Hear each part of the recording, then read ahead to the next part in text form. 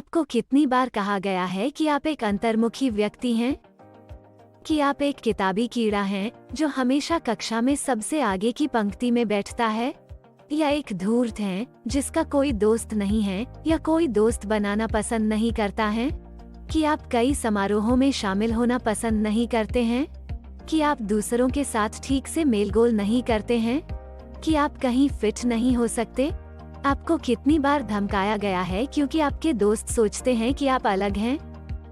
हमारे बचपन के वर्षों से ही हमें अक्सर हमारी मित्रता और खुलेपन की डिग्री के बारे में आंका जाता है, और अधिक बार जिन लोगों को बुलिंग के संभावित लक्ष्य के रूप में चुना जाता है वे अक्सर ऐसे बच्चे या वयस्क होते हैं जो किसी भी सहकर्मी समूह से संबंधित नहीं होते हैं या फिट नहीं हो सकते हैं। यह सच है कि मित्र मंडलियां या सहकर्मी समूह आश्रय या कुशन की तरह काम करते हैं, जो किसी को भीड़ में बहुत अधिक दिखाई देने से बचाता है, क्योंकि यह माना जाता है कि जब कोई आपको धमका रहा है तो इस मंडली के अन्य सदस्य आपकी रक्षा करेंगे। जब कोई व्यक्ति स्पष्ट रूप से अकेला पाया जाता है तो उसे कमजोर माना जाता है और इसलिए वो बुलिंग का संभावित लक्ष्य बन जाता है। आइए आज हम दोस्ती और सामाजिकता के वास्तविक अर्थ के बारे में जानते हैं। आप बहुत से लोगों के दोस्त हो सकते हैं, लेकिन सबसे महत्वपूर्ण सवाल यह है कि क्या उनका आपके जीवन पर कोई प्रभाव पड़ा है, या क्या आपने उनके जीवन पे कोई प्रभाव बनाया है।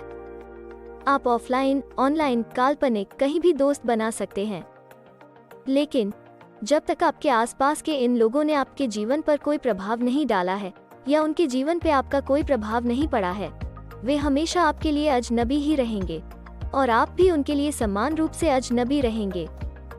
हर कोई जिसके साथ आप मेलगोल करते हैं, जरूरी नहीं कि उसे एक मित्र के रूप में वर्गीकृत किया जाए।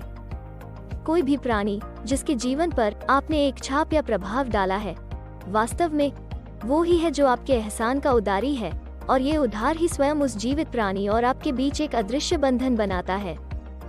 इस बारे में सोचें कि आप प्रतिदिन कितने जीवित प्राणियों से मिलते हैं। आपने उनके जीवन पर कैसे छाप छोड़ी है? वे आपको किस लिए याद करते हैं? यदि यह एक ऐसा प्रश्न है जिसका उत्तर आप नहीं दे सकते, तो एक दिन आपको यह एहसास होना शुरू हो जाएगा कि आखिर आप अजनबी ही हैं।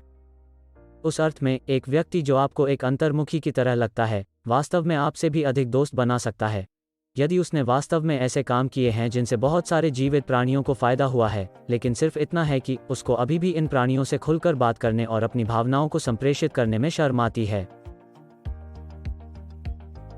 यदि आप जाकर इन जीवों से इस अंतर्मुखी व्यक्ति के बारे में पूछेंगे, तो वे निश्चित रूप से कहेंगे कि वो दूसरों के साथ अच्छा संवाद नहीं करता है, लेकिन वे आपको यह भी बताएंगे कि अब उनके पास इस व्यक्ति को याद करने के दो कारण हैं।